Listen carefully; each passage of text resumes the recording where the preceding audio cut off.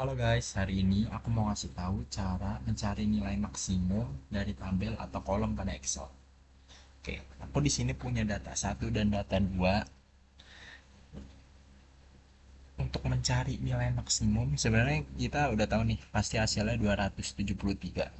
Tapi kalau kolomnya ada banyak, itu yang bakalan sulit mencari. Dan ini ada cara dan rumusnya.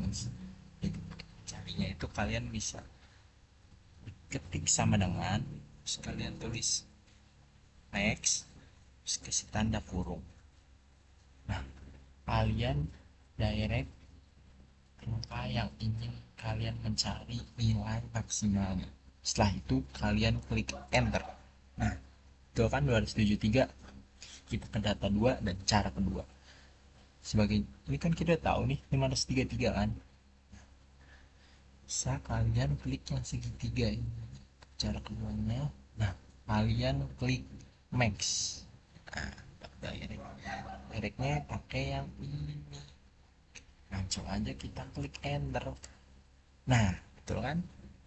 Mungkin segitu aja videonya, semoga bermanfaat. Jika kalian suka, kalian bisa like and subscribe. Thank you.